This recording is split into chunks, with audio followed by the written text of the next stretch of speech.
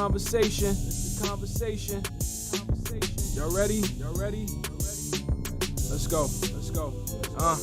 No filter, no restrictions. You about to get my opinion in its purest form. So my words, don't try to spin them. What I said is what I said. And what I said, I meant it. The gloves are off now when I'm coming out swinging. So engage in verbal combat, but you better be ready. Cause this here for me is light work, even if the topic's heavy. I'm ready for it all with no running from nothing. You just take the time to digest what I put in, no rushing. But time is moving, don't waste it. You want the real, come and face it. Come sit and talk to me if you want it straight without a chaser. And it might burn a little when you step on up to taste it. But it's nothing harsh, I promise. Just a little conversation.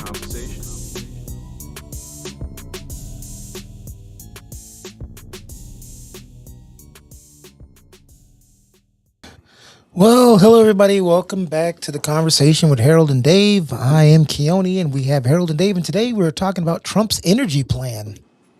No, that's not Yeah, what that's what we're talking about. Non-existent. So I guess we're silent the whole.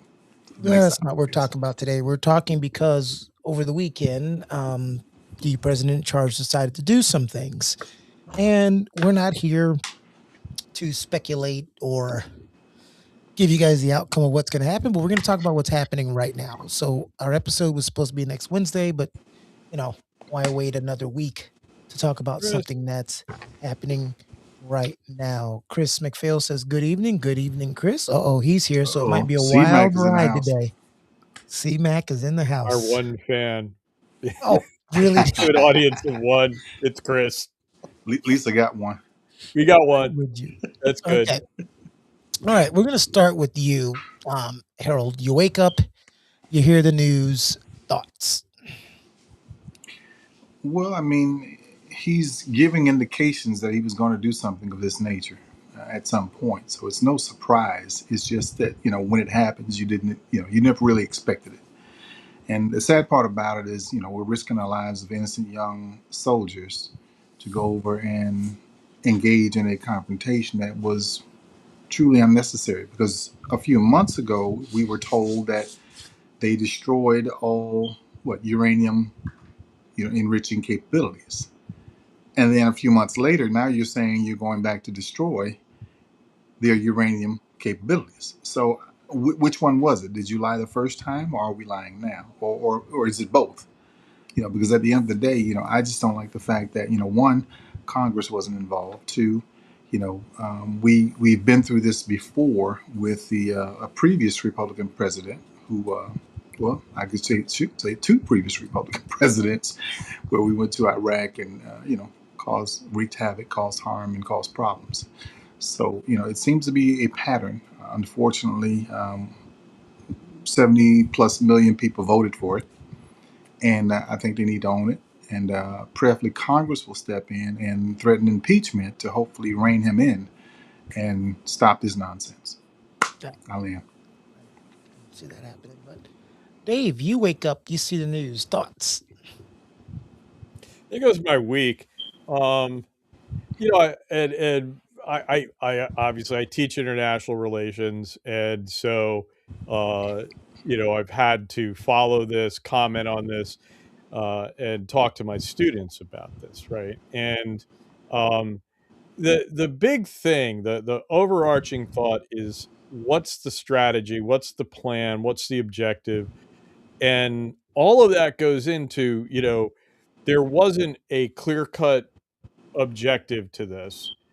And the strategy, right? Strategy or actions that will achieve your objective. And there isn't a clear-cut line here. And so that right off the bat was my big concern is, well, what are we doing? What are we trying to do? As the evolution of how this came to be kind of got going, we kind of see that this was very much in a decapitation attempt.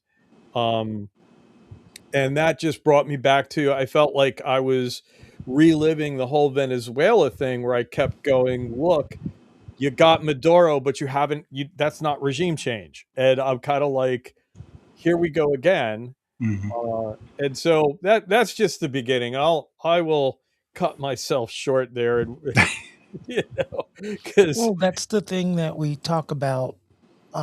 We talked about that with Venezuela. And as a person who was deployed to Iraq twice and one for the initial push, I always tell people when I came back there the second time, my orders as a Cav Scout was you capture high value targets.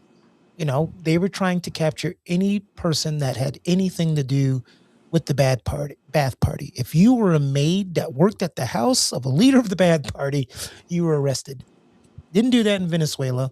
That's not going to happen in Iran because to do that, you need boots on the ground. And like I said on my Facebook, boots on the ground in Iran is insane. It's like Afghanistan. And people go, well, look what we did in Iraq. Iraq was mostly desert, flat. We got from the border of Kuwait and Iraq to Baghdad in a ridiculous amount of time. Ridiculous amount of time with limited obstacles, not to include their forces. It's not even about Iranian forces. It's terrain.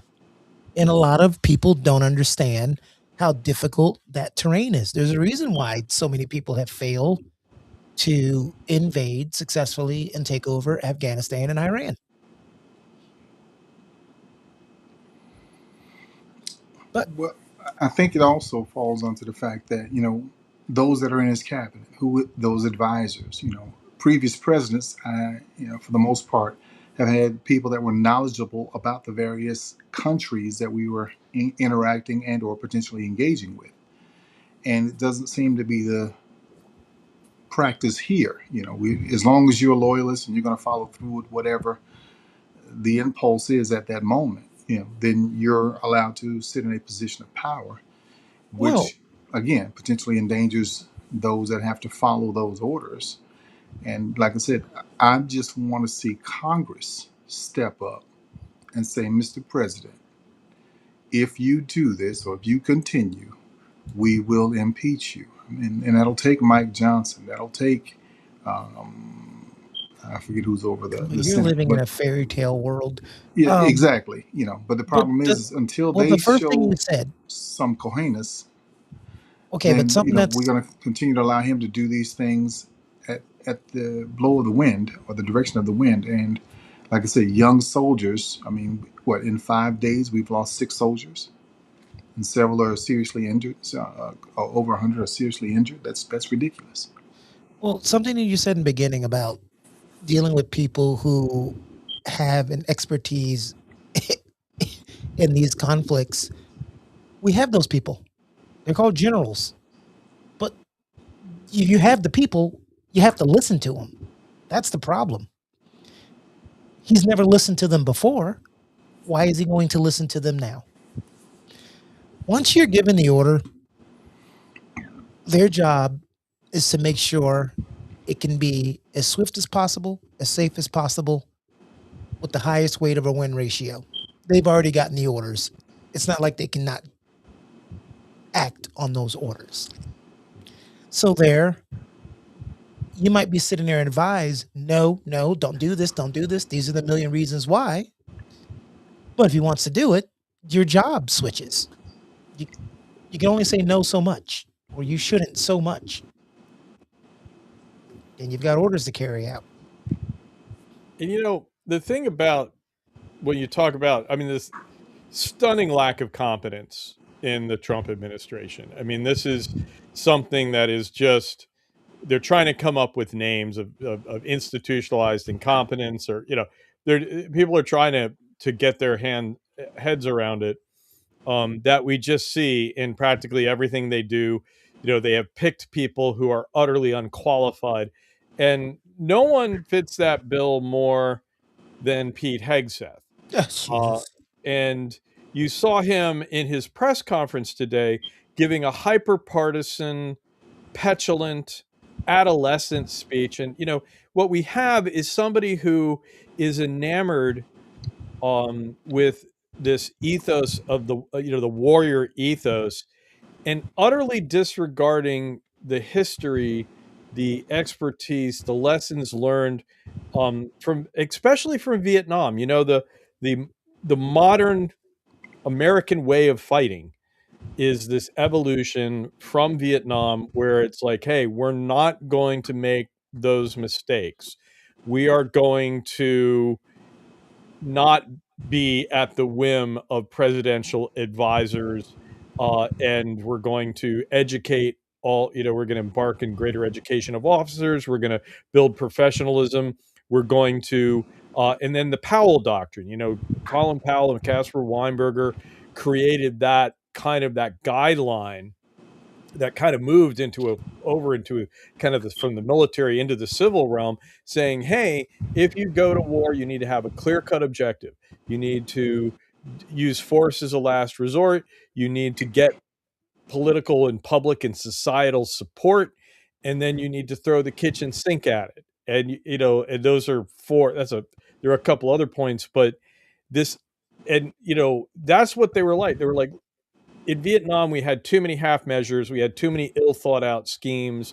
We got involved, and then when things didn't work, we crab walked into or slid down a slippery slope, however you want to put it. But we, you know, didn't go in with very clear cut objectives and a clear cut articulated plan for getting them to know when we succeeded or failed. And that kind of clear thinking about using force is utterly absent, and it's being, I think, lost in Pete Hegseth's company grade officer attitude, that he's going to get out there with his Hmm. slicked hair, his American flag pocket protector, and his videos of him supposedly bench pressing 315. I mean, this is what this guy's doing, and it's not serious. It's not what we need, and it is undermining the credibility, and it will hurt the institution of the Army, and it will hurt the country as a whole. Plain, ground, Yeah, because when you done. get those mass of people that join that aren't from military families or just didn't dream of joining the military, ironically, a lot of it is due to patriotism. We saw what happened after 9/11.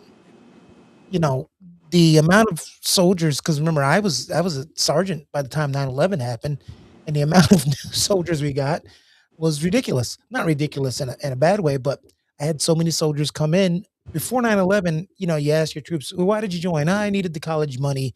I had 2 kids and I needed the benefits and blah, blah, blah, blah, blah, blah. I want to become an officer, blah, blah, blah.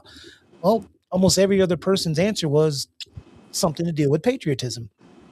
This ain't going to inspire patriotism. It might from the wrong crowd of people, though.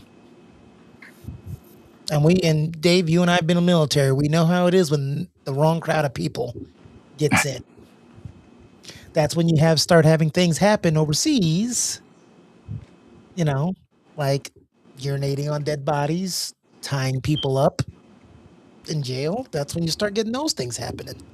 We see it with ICE. When you lower the standards for who you want to put in authoritative positions or people that have power, meaning weapons over you, these are the things that happen. And warfare is just a very serious business. You have the lives of your men and women, your soldiers, in your hands. You have the lives more often, and these are the ones that are at greater risk, the lives of innocent civilians at your, increasingly at risk. And you have the fate of the nation and the reputation of it, and the reputation of the organization. That was always a big issue, right? Will the Army survive these things? And there is not a seriousness about this. There is not, Pete Higgs, we're not going to have stupid rules of engagement, which I think he thinks is a redundant term. I think he thinks they're all stupid. It is just not that serious, that understanding, that awareness. And all too many conservatives are not self-aware. They are, in fact, very often by political psychologists thought to be self-blind. But you don't have that understanding of the seriousness, and that really hurts you with your leadership, with how you run an organization. And this is what's utterly lacking, and it's pissing away all the lessons learned, all the progress we made since Vietnam. Now, maybe not all. Maybe after Trump is gone, this will so, but right now, it's being suppressed and buried and ignored. One of the things me and Dave talked about yesterday is, and Dave corrected me on it. He'll say it on here so people can hear. I'm watching one of the speeches, whatever you want to call it, and he says, they asked him about who will be in charge now, and he said, "Well, we had some people that we had in line to be, and I'm paraphrasing, to be in charge, but our strike was so successful, they're all dead too." And it was like this, as he said it in like a fun way. I'm like, and that's when Dave is talking about it's not taken seriously. Like, what do Right. you mean we had people in place, but hey, we did so good, they're all dead too. Well, Women and he was talking saying that thing. the people they thought would be following him up, and oh, by the way, and my analysis of that with you was, look, Wait, if hold you on, Dave. look at how they pick a successor, they've got a constitution, they've got a plan, and they are actually following it. And by the way, what happens when they lose, because they expect to lose their leader. In fact, the guy who just died was missing an arm that got blown off in an assassination attempt years ago. So, like, they're no stranger to this concept. And so they have a constitutional thing that they're going to create a leadership council with the president, the head of the guardian council, and the head of the judiciary to govern until they have what's called an assembly of experts who are clerics. They're all ayatollahs who have been voted in, but they are kind of an overarching authority, or they're supposed to guide. And by the way, this assembly wrote their constitution originally, right? But they pick the next person. Now they haven't done it since what, 1989 or something. The thing though is the dude was 86, right? Ali Khamenei was 86. It's not like they weren't planning on this. And indeed, all the Israelis did is kept him from dying of old age and making him a martyr, which is a massive upgrade ideologically. But so they had a list of people that were going to replace him. And so I looked at this list, I Googled it. Google it. It's all you need to do. It's out there because everyone's been speculating. They claim to have killed 2 of the people on a 4 to 6 person list, depending on, where you draw the line. And 2 of the people who are on that list are on the leadership council. So, it's kind of like Trump is saying, "Oh, there's no one to replace him." I'm like, no, everybody on the list, almost everyone is there. And oh, by the way, they were wrong. They thought that they had killed Mutaba Kamani, who was Ali Khamenei's son, right? They thought they had got him, but they didn't. He wasn't even in Tehran that day. And so they got Mm. exactly 1 of the people on the list.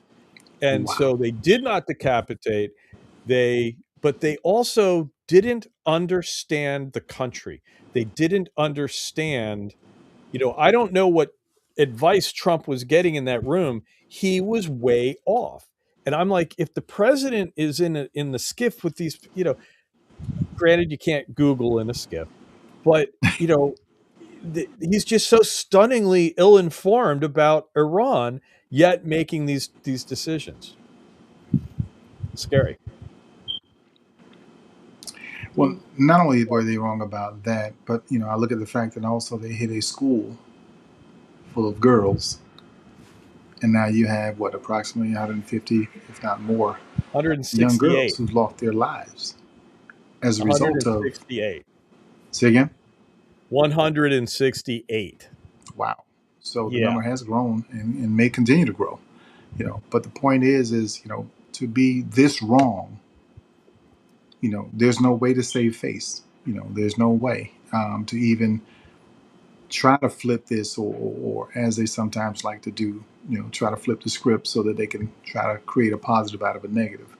And like I said, you're looking at the losses on that end, and it didn't perform or successfully wasn't successfully executed the way they may have envisioned. But my question is, where's the intel coming from? Like I said, if Dave said that there's 4 people on the list and you don't know the whereabouts of all 4, and all 4 were not in the same place or space, and one's not even in the same, he may not be in the country. You say he wasn't in Tehran, but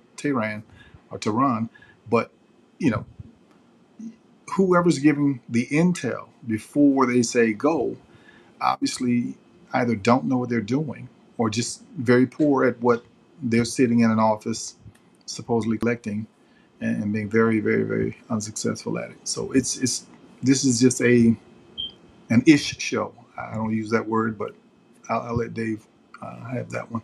But it's an ish show, and the ish is hitting the fan, and it's really starting to stink, and it's going to stink even more as we see how many more American soldiers are impacted by all of this at the end of the day.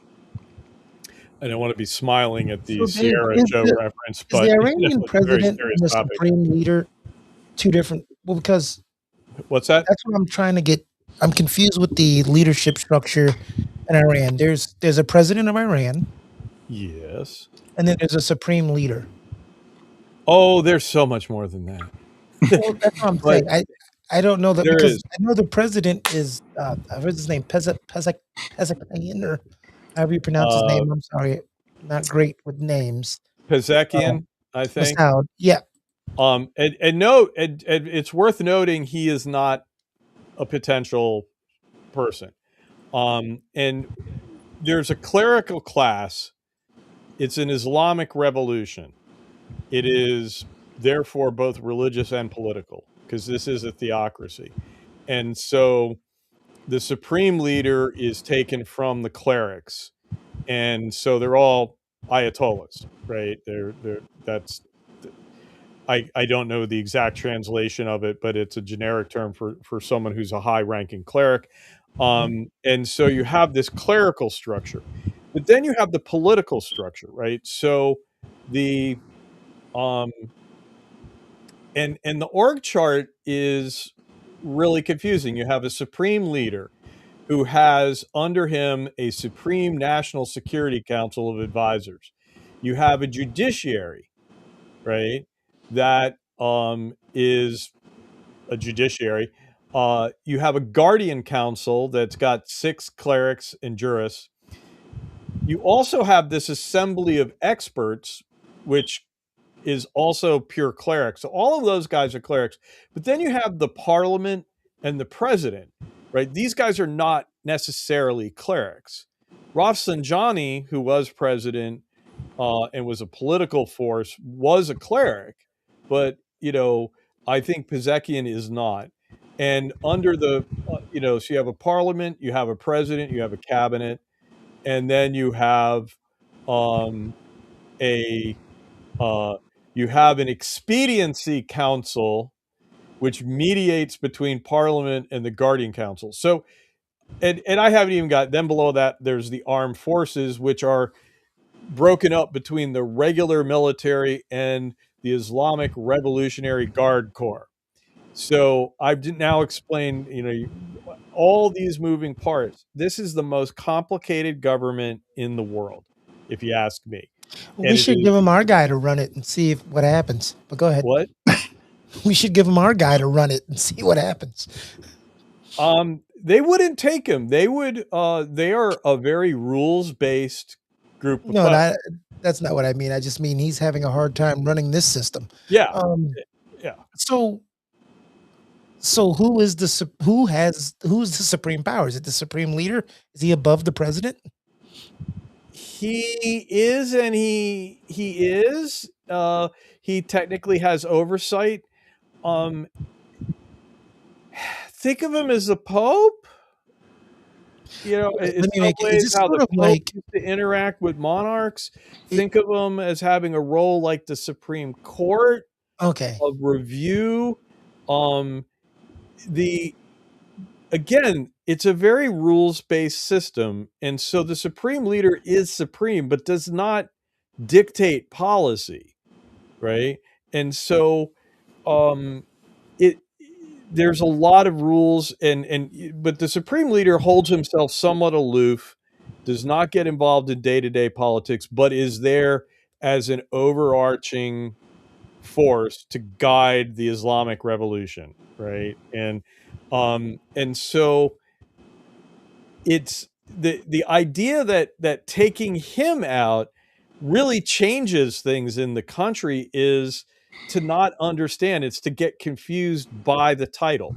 The title is supreme leader. It could also be translated as exalted guardian or I don't. exalted guide. One of the things I don't like, and I'm gonna throw it over you, Harold. I don't like, and no one's saying that these are the implications, but I've never liked, whether it's historical or present, any military conflict that might have a religious aspect to it. And when Israel's involved, it can't help but to have a religious component to it. People will say it has nothing to do with one being Muslim and one being Jewish, and that's just a hard thing to distinguish. That it does has nothing to do with the conflict. The challenge you have in this regard, from my vantage point, is you have extremism in all religions. And because that extremism sometimes influences certain perceptions, stereotypes, or attitudes towards other religious groups or people.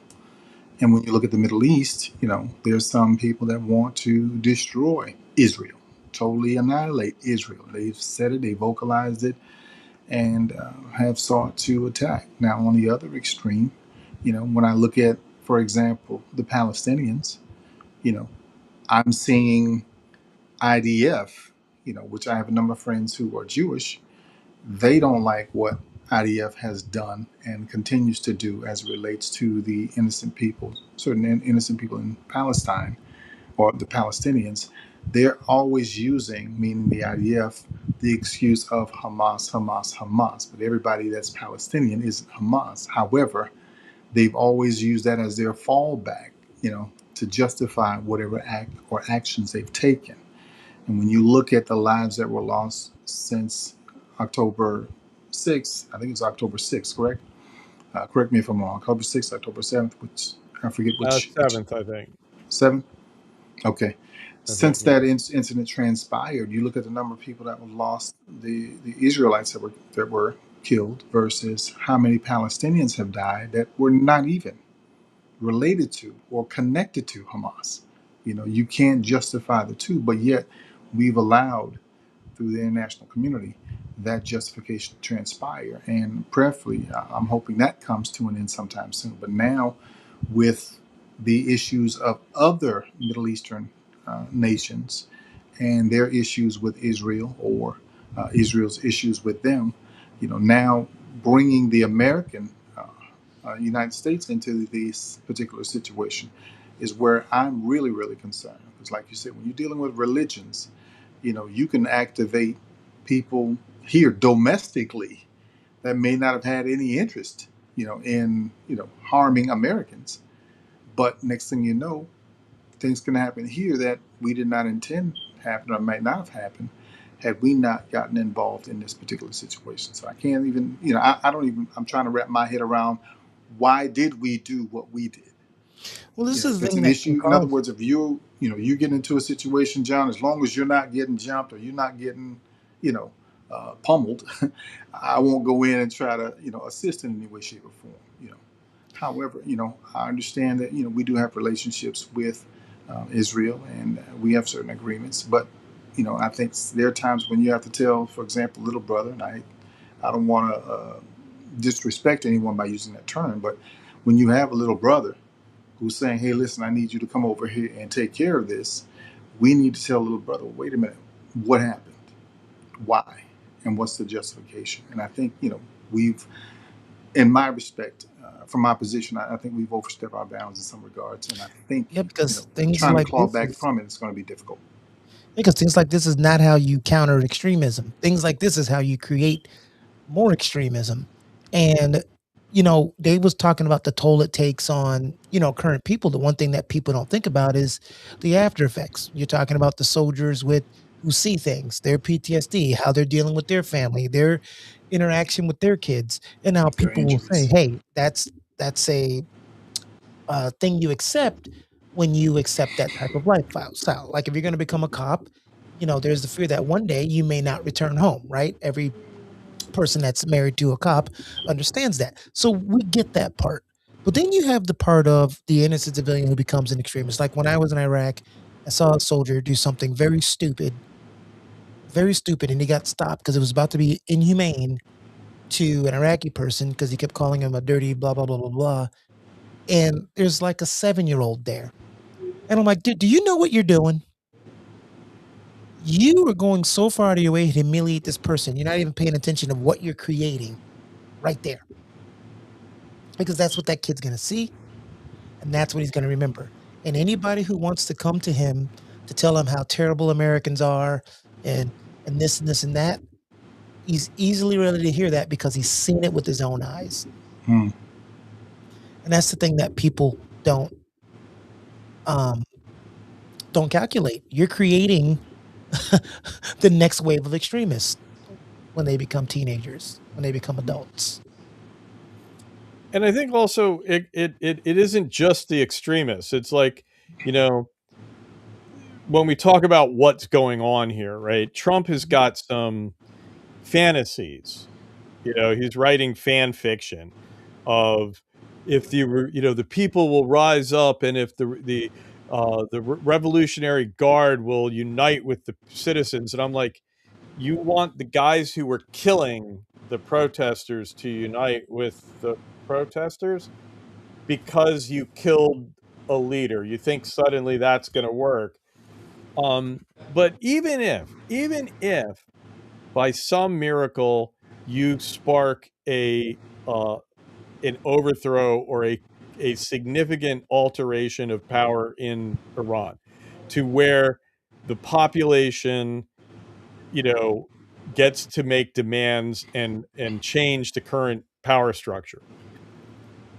Do you think these people are going to have a pro-US foreign policy? I mean, they Hmm. might Hmm. curtail the prerogatives of the cleric class. They might reduce the the social strictures that that a lot of them have been chafing under.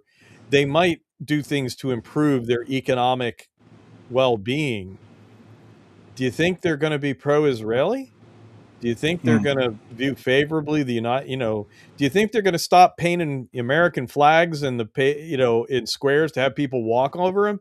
And that it was a long time ago they did that, but my thing is like, no, you're probably putting a fire in their belly. So not even extremists, but just the elected officials in Iran are probably going to be elected to resist the United States, to thwart the United States. And you ain't winning hearts and minds. Well, So, I did a bad thing where I went on X for some reason. Oh, I was looking for something else and I could just see all the things. It's like you can't even talk to people anymore. The people cheering and saying, we have a president with a backbone now, and this is going to make the world respect us. I'm like, what do you not understand how world politics work, or how people around the world work in general? No, Your Maggot. vice president's being booed at the Olympics. That should tell you something. hmm. When's the last time do you remember a president or vice president at the Olympics being booed? Even Bush didn't get booed. I don't know. We got booed, but he didn't get booed at the level of what we're We hearing got the now. shoe thrown at him, but that's a whole nother Yeah. story. He did get it. Hey, he had good reflexes too. Yeah, he did. He You did. think you think Biden or Donald's ducking from a shoe being thrown that fast? Little No. duck after it hits him, but it's kind of late then. After it hit somebody. Well, the shoe will miss, and then he'll get a something wrapped around his face to show the bandages and all of that again. And then the next day he'll be miraculously healed like Wolverine. You know, they didn't even have the decency to put scarring makeup on him. But one thing that we were looking at, Harold, when me and Dave were talking about this yesterday, is I asked him, I said, is he going to go down as the worst president ever? And we kept looking at top 10 president lists from different sites and everything, and they all pretty much had the same people. It was mostly people just before the Civil War or after the Civil War were usually in the top 10 worst. Who was number one? Unanimous? No, almost all of them. Buchanan has Buchanan was number owned one. that title Yeah. as Buchanan long was as I've number been one. aware of the list. So I would have been late 80s when I started coming across this list in my studies. And Yeah. Buchanan, who was, of course, in case you don't remember who he is, he was president when the Civil War started and Abraham Lincoln replaced him. But he, just totally failed to keep things together or to react.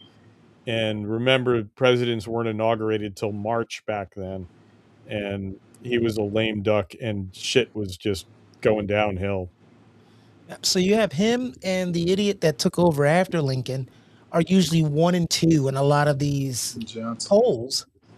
And last year we started to see the current president trickle into this top 10 list.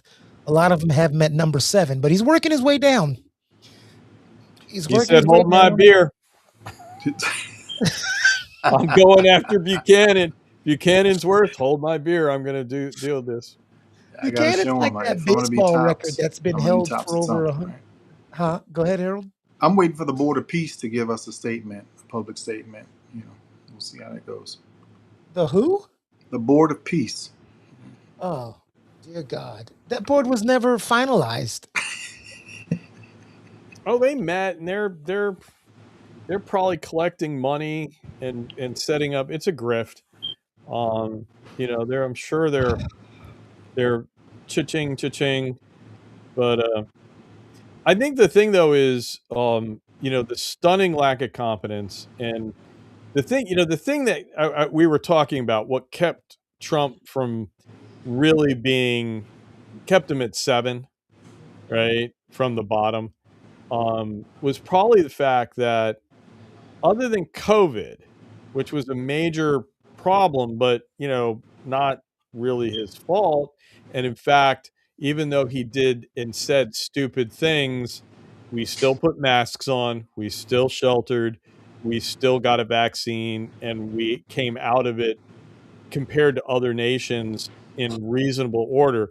I kept saying Trump was saved from himself on a daily basis by experts. And this time around, he isn't being, Even though he most of his supporters consciously wouldn't did take it. away with those people. And so now we're seeing, so I think they're going to create 2 separate entries for him, his first term versus his second.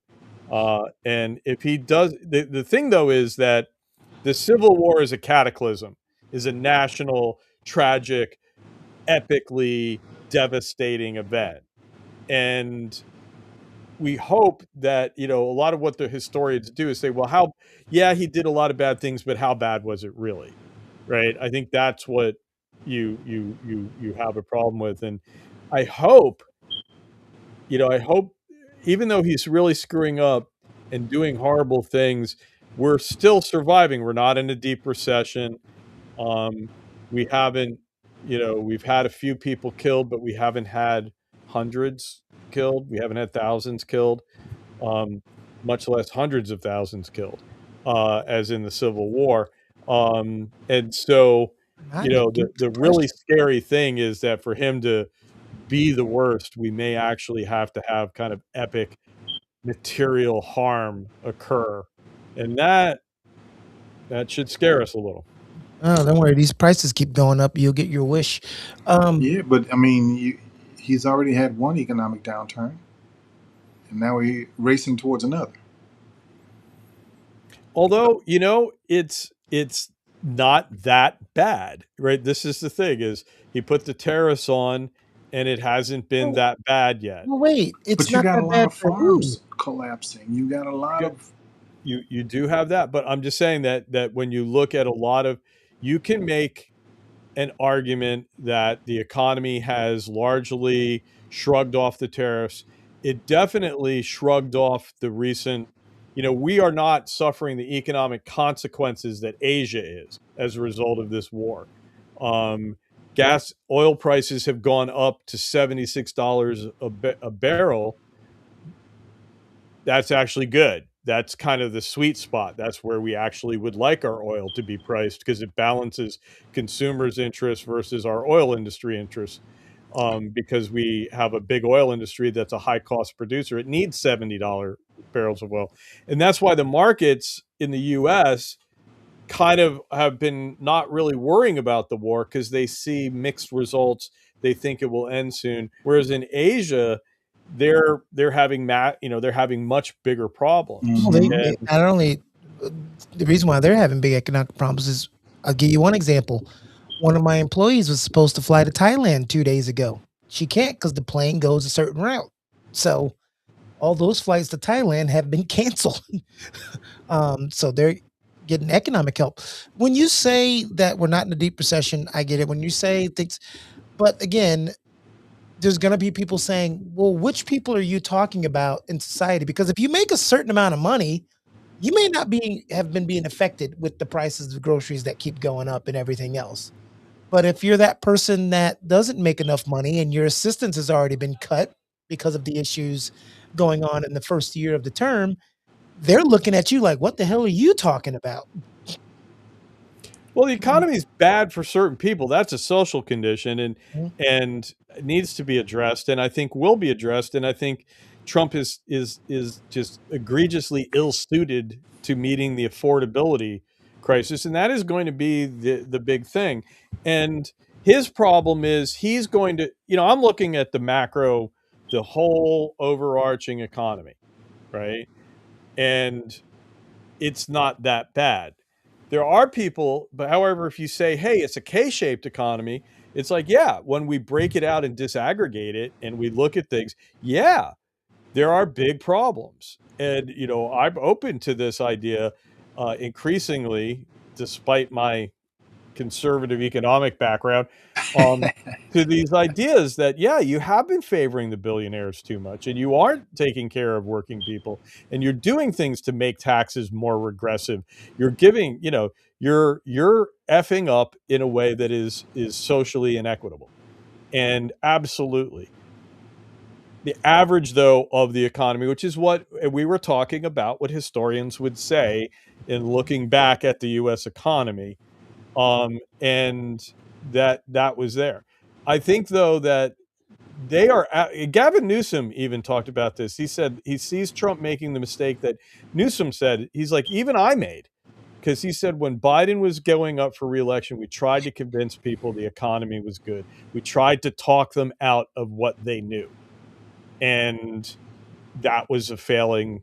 That was a failure, and that is absolutely, I think, what's going to be at play. The thing though is, like I say, overall for the economy, what's happening in the war is not going to necessarily, you know, you have those social inequalities, and that's there. The war's not affecting those. But what the war can affect is the mean of the economy, and the people below the mean, they'll go down. A rising tide lifts all boats, a sinking tide sinks them. And I don't see the tide sinking as much as it might in other countries. That would be what I'm saying. Okay. I guess with me, I'm wrestling with the notion He of, left. He just with the freaking left. He said, tariffs. "Oh, Dave will be talking for 20 minutes. I'll go take a." What I'm wrestling with the whole notion of rising prices and affordability. There's certain things, regardless of what the price is, we have to pay for. If you're talking Mhm. about food items, there's no way around it. So that can, I guess, somewhat level the overall impact of, for example, those things that we don't necessarily need, that we don't purchase, where if we had those free dollars, so to speak, we'd be able to spend, willfully and independently without having to have that great of an impact. So you're not going to see it in the area of quote unquote food items. You might see more people going to, for example, Walmart, and no plug, no intended plug, as opposed to a Publix in my area, where the prices are much different. And so I think when it comes to food items, you're not going to see the economic impact that you would as opposed to those that may have that disposable income and get those items that they just want, you know, to have, not so much that they need. So there is a balance there when you look when we're looking at the impact of the tariffs, where those items that we must have, we're going to go out and get it regardless. Even if we got to say, I'll go with the generic instead of the name brand. We're still going to spend whatever we have to spend. But I think that's where sooner or later it's going to the rubber's going to meet the road. Because when you're looking at farms closing, although most of our farms don't sell to us, we're importing the majority of our foods. So which is crazy to me, but that's a whole nother conversation. But when we're looking at businesses closing, when we're looking at other things that are transpiring within our society that don't make it easy for us to gain access to or normally benefit from, that's when we're going to see. That's where I see the challenges are, and that's where people are complaining. Because even here in Florida, we're still looking at a housing bubble. I'm Well, still complaining to our local officials saying, hey, I listen, why are you approving all of these rental units instead of affordable home ownership opportunities, Yeah. giving people the opportunity to buy? But that's a whole nother story altogether. I And then feel like housing insurance as well. So looking at those pieces, that's where I think people are starting to feel the crunch of what's going on and what the impact of tariffs have been.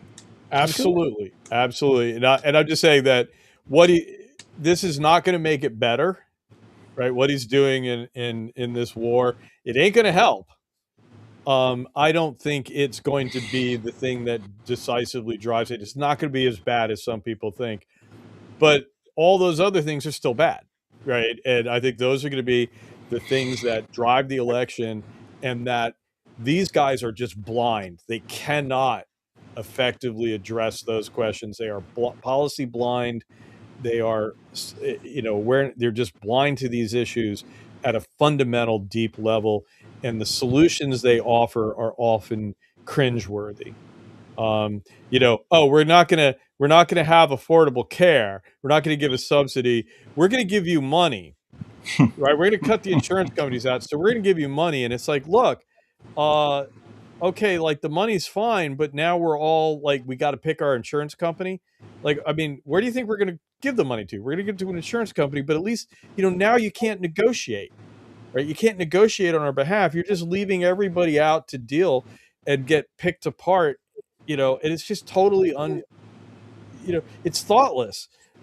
It's horrible policy, absolutely horrible policy.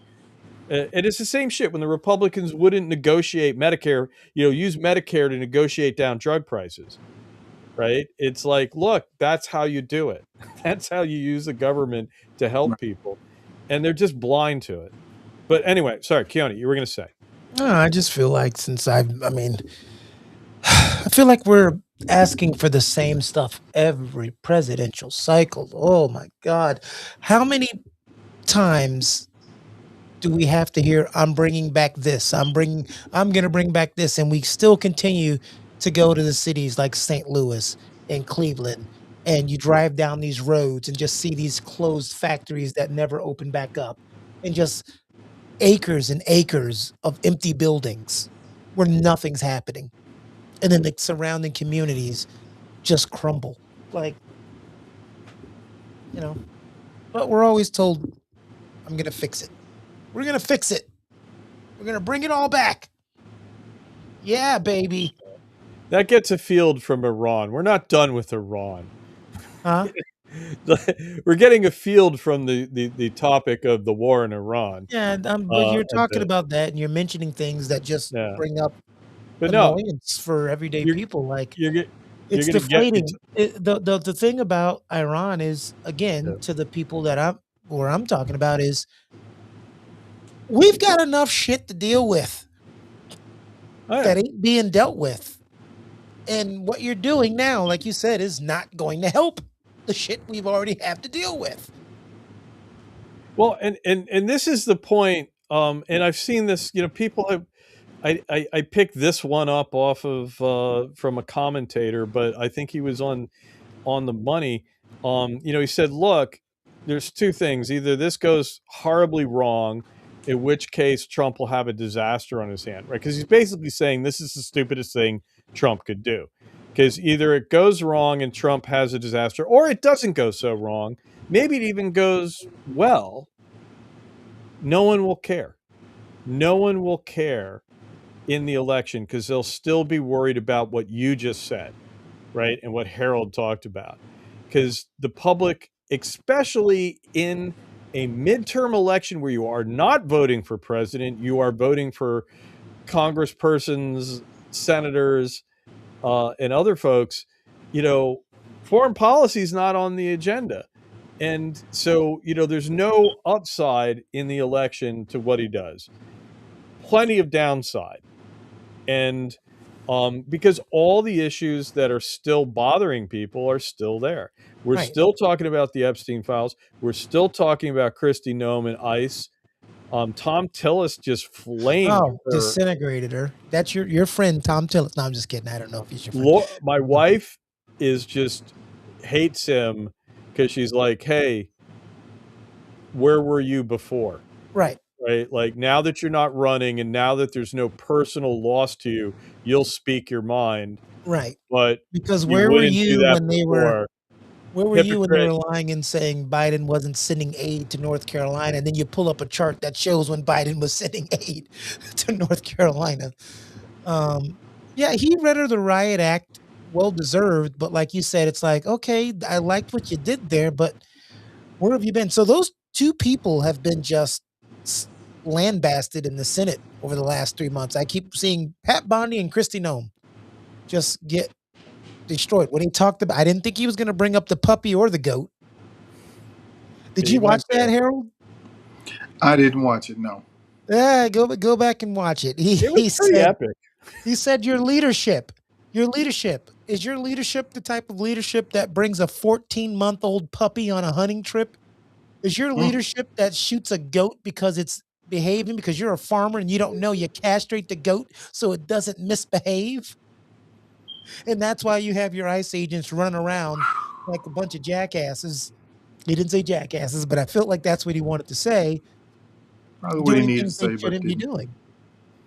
And unequivocally, repeatedly, you should resign, you should be fired, or we should impeach you. Yeah. He was unequivocal on that. And But my problem is, I've seen Republicans and Democrats have this vitriol for Pat Bondi, Kash Patel, and Kristi Noem. But then when you ask them about the president, their tone kind of goes down on the Republican side. It's hard, and for Marjorie Taylor Greene. It's hard because these folks their identity is wrapped up, and you're going to get a disconnect, and we may see this in polls. I don't know, but we're on the lookout. If someone calls up and asks you, do you support Trump? If you've been a MAGA person and your identity has been wrapped up in it, you may be reluctant to admit it to somebody. However, you ain't going to go vote. I mean, you're not going to go out and vote. You're going to, quiet quit. And there's a psychology, there's a, to what's going on.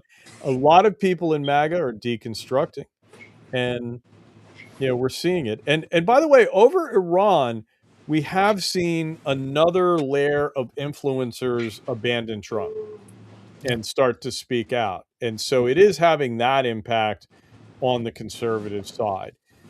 Still a lot of MAGA people on board. If you ask, the part of the grift is some of these influencers that are switching, it's like too little too late for some of them. Some of them, it's like, doesn't seem, is it genuine, or are you switching because you're trying to get on the right side of history? Some of them are truly genuine. Some of them it's disingenuous. And every time I think Joe Rogan's finally seen the light, he just does a hard U-turn right back. No, he's not going to come. Are they trying to get on the right side of history, or are they anticipating their audience? Right? The influencers need likes. They need followers. They need views. Yeah, they do. But when you look at people like Nick Fuentes, who doesn't even like he's like Trump, doesn't even like the people who subscribe and follows him. there's those people that send them dollars to be racist are still going to send them. Those people aren't changing. Right. Although So he's you got one of- three types of people that watch, like a Nick Fuentes, the people that are in agreement, the supremacy, the racism, all of that.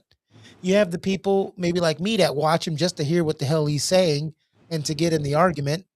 And then you have people that watch it clearly for entertainment purposes. You know? or rage watching. Yeah. So that's why I'm asking, what is your, and everybody has a different motivation. That's why. So some of them have been like, you can see the light bulb go off and go, Jesus Christ, I was wrong. And some of them, it's like, yeah, you're like, you're going after him, but you also make excuses for him in the same sentence. Mm-hmm. So it's like, you're, what do they call it? You're tiptoeing Tap on the dancing. line. Yeah. Even Pierce Morgan, we know every time even though he's been outspoken, he said it himself. He grades Trump on a curve. Why? Why are you grading him on a curve? Don't understand it. Don't understand it at all. So we had a dinner last night, and two of the employees got in an argument because we said don't talk politics, and they started talking politics, and one of them is a MAGA person and the other one isn't. And the female that's the MAGA person, she just kept repeating in every argument, he's doing all he can. Says people keep fighting against him. The Democrats are in the way, and it's everybody else's fault of why he can't get done what he needs to get done. So those are people that are never going to be convinced. Ever. No. And they will find this Iran situation. They will find the good reasons to why it happens that has nothing to do with them changing the fortunes of their life.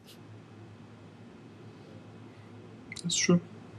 Because most MAGA, Trump supporters, lives have not gotten better since President Trump's been in office.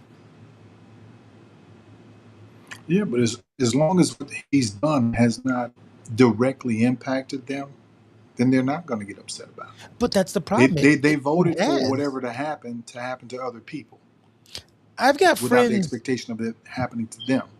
I've got friends same running here a company in Miami, where many of my Cuban brothers and sisters decided that they were going to support Trump. And then when he started removing their protections and deporting a lot of them, now they're in an outrage. Same with the Venezuelan population here in Miami. They're in an outrage. They go do press conferences. Hey, we were used. We were told this. We were told that. But we tried to tell you. That's all I'll say. We tried to tell you. And because you thought it was going to happen to other people, they were okay with it. And that's what I have an issue with. You were okay with Trump attacking Mexicans. You were okay with them attacking Haitians. You were okay with them attacking other Asians. But you never thought he was going to come and attack you.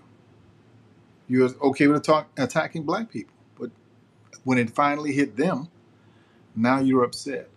But you should have been upset when your brother or sister, who does not look like you, got attacked, so that you can then be there as a source of support for them. But hey, it is what it is. I cry no tears. You can't say land your plane. That's Dave's thing now. Go ahead, Dave. Well, no, and just to try to circle this back around before you take your final dig at me. I know that I'm now on the lookout for do not react to it. Let Keone have his last word. One thing that is, I think, going to come out in this, and that is going to be problematic identity-wise, Israel appears to be very much in play here. And there was reporting at CNN that, Netanyahu met with Trump for 3 hours on February 11th. There was very little press. One picture came out of the deal, but the story is now emerging, or one explanation of what's going on is that Netanyahu pitched Trump on the idea that the nuclear talks were inevitably going to fail. And when they failed, what would we do? Well, right? And the Israelis do have excellent intelligence. They, even though they missed a lot of things, nevertheless, they did catch these guys who were on alert. They did catch a bunch of them and do stuff. And they have a lot of sneaky uh, hacks, and they've got a lot of coverage in Iran. And so they really were building up to this decapitation plan. And it looks like they got into Trump's head on February 11th, convincing him, hey, these talks are going to collapse. Here's what we need to do. And the thing about this, and Rubio kind of talked to this, and I think in that sense, Rubio, when he said, oh, we had to do this because we knew Israel was going to attack and then we would be attacked, so we had to go along with it. That explanation that Rubio gave, that Trump has since walked back. This is part of the changing story. That Rubio thing, to my mind, was too specific, and he's too grounded. He's still got a foot in reality. I was like, there's something more to that, and I think with the CNN reporting, we're seeing it. The problem is Israel, right? On the left, we have a lot of people who are upset about Gaza. On the right, and especially the far right, the Nick Fuentes right, there is kind of this anti-Semitic. I would say they are anti-Israeli for anti-Semitic reasons, white nationalist reasons, and which can be the same or separate. But and so I think that is a theme that if our participation with Israel is going to be problematic going forward, and it's going to be very uncomfortable to talk about in a lot of ways. But I think that's an emerging thing that's going to be worth watching. I was going to say, I also saw a recent historian talk about Netanyahu, and basically what he elevated in that at his presentation was the fact that since the 90s, Netanyahu has been saying Iran's going to have a nuclear bomb. Iran's going to have a nuclear bomb. You need to do something. You need to do something. Or they're going to have a bomb within a month or within a couple of months or whatever the case. So for 30 years, they're going to have a nuclear bomb within a month, and we still haven't recognized that we're being played at the end of the day. Netanyahu knows what buttons to push to get the U.S. on board and to back him in many different scenarios. Likewise, we've learned that Putin knows what buttons to push as well, to get us not so much to do something for them, but to not to do certain things, to stop them. So we got to do better. I mean, we're supposed to be the quote unquote most powerful nation in the world. And then I'm also worried about our stockpiles. Where are we with all this weaponry that we're now using? And what do we have, in reserves that we have not shipped over to Ukraine for them to utilize? So maybe Dave, you can elevate me on that. I don't know where you are in that regard, but those are the two conversations recently that I've been listening to and trying to pay attention to and learn from. And the Pentagon is blithely telling us, oh, it's fine, we have enough. Credibility is an issue there. We certainly are, we have never given Tomahawks to Ukraine because we don't have that many. And, we have been burning through those, and we are burning through those. And so their assurances run counter to, what we know about our stocks.